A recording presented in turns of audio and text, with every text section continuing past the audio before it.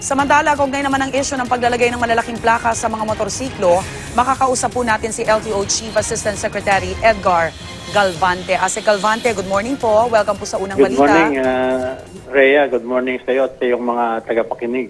Alright, Ase, kasunod po ng pagpirma ni Pangulong Duterte, kailan ho ba ipapatupad ng LTO itong panibagong patakaran tungkol sa mga mas malaking plaka sa mga motorsiklo?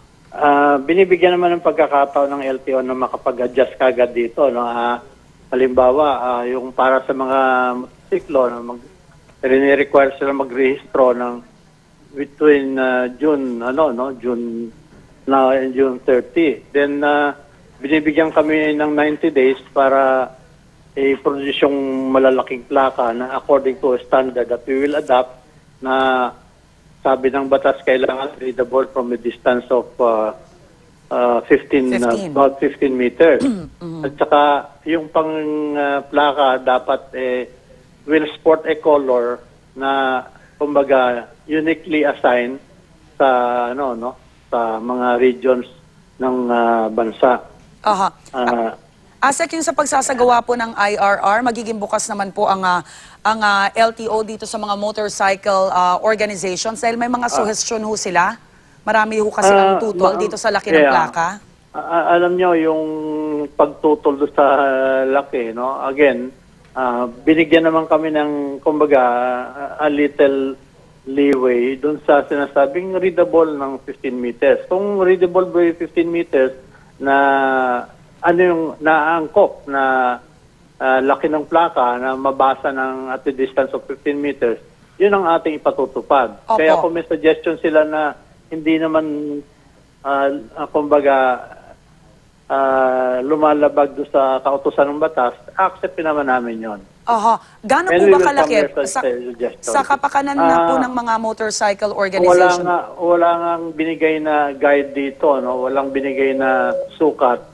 Kaya kami magdidetermine ng sukat. But again, actually kagabi sinubukan na namin, meron kaming mga mga samples na kung gaano kalaki at sinubukan namin kung hanggang saan to mababasa. Eka nga, nag-estimate kami nung layong 15 meters at yung aming sample, tinignan namin kung mababasa doon.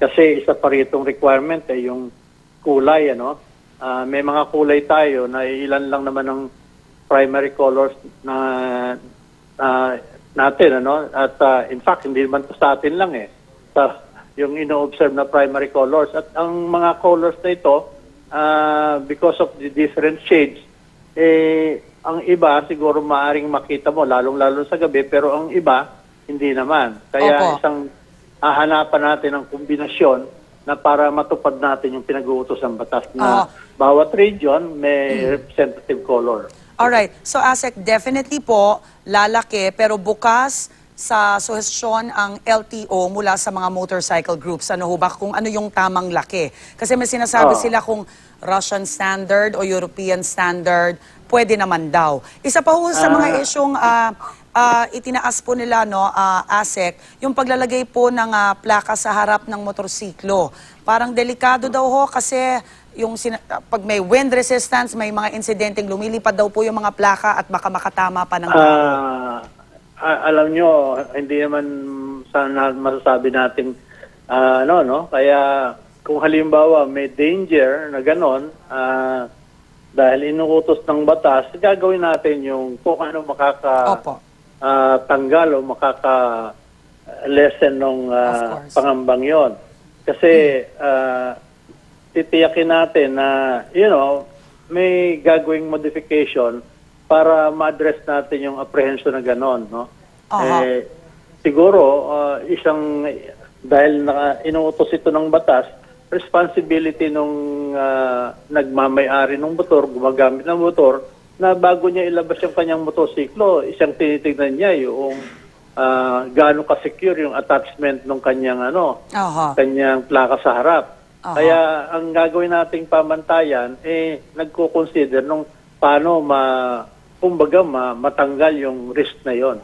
Alright. Asek Galvante, maraming salamat po. Hihintayin na lang po namin kung ano po ang mapagkakasunduan regarding po dito sa IRR. Maraming salamat din, Rhea, and we hope that pag meron na tayo nito, tulungan nyo kaming mag-disseminate ito sa madla. Yes po. Maraming salamat. Nakausap po natin LTO Chief Assistant Secretary Edgar Galvante.